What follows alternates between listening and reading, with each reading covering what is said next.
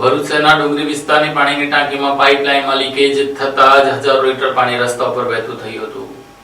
ભરૂચ શહેરમાં ભરૂચ નાળાની વચ્ચે અચાનક ચોમાસા જેવો માહોલ સર્જાયો હતો। શહેરના ડુંગરી વિસ્તારમાં આવેલી ઓવરહેડ પાણીની ટાંકીનો વાલ્વ ખરાબ થઈ જતા હજારો લીટર પાણી રસ્તા પર વહી ગયું। માર્ગ પર પાણી ભરાઈ જતા વાહન ચાલકોને રાહદારીઓને મુશ્કેલી પડી। રસ્તા પર પાણી વહેતા વાહન ચાલકોએ મુશ્કેલીનો સામનો કરવો પડ્યો। સ્થાનિક લોકોનું કહેવું છે કે ઉનાળામાં સમયના પાણીની ભારે જરૂરિયાત હોય છે, ત્યારે આ રીતે પાણીનો બગાડ થવો ચિંતાજનક છે। પાણી રસ્તા પર વહેતા લોકોમાં તંત્ર સામે આક્રોશ જોવા મળ્યો। મહત્વની વાત એ છે કે આ ઓવરહેડ પાણીની ટાંકી નલ સે જલ યોજના હેઠળ અંદાજે 2 કરોડ રૂપિયાના ખર્ચે બનાવવામાં આવી હતી, છતાં પણ વાલ્વ ખરાબ થતા પાણીનો વેડફાટ થયો હોવાના કારણે લોકો તંત્રની કામગીરી પર પ્રશ્નો ઉઠાવી રહ્યા છે।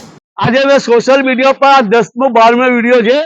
ભરૂચ ડુંગરી વિસ્તારની જે ટાંકી ઘર લીકેજ થાય છે, હજારો ટન લીટર પાણી વેખરાય છે।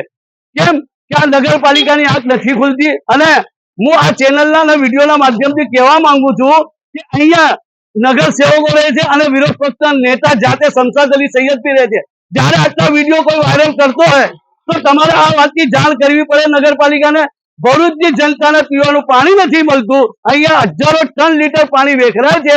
આ બેદરકારી નગરપાલિકાની છે કે નથી? અને વિરોધ પક્ષના નેતા કેમ નથી બોલતા એના બાબતમાં? મારા સોશિયલ મીડિયા પર 10 થી 12 વિડીયો છે, એ વિડીયો બતાવ નહીં તો કે વારે ઘરે આ ટાંકી લીકેજ થાય છે, એની જિમ્મેદારી કોની? અને આ જિમ્મેદારી નગરપાલિકા પૂરી ના કરે ને આવતા દિવસમાં આવો ટાંકી ઉભરાવશે તો મોટું આંદોલન કરશું, જે કે એમનો ભ્રષ્ટાચાર અહીંયાથી દેખાય છે।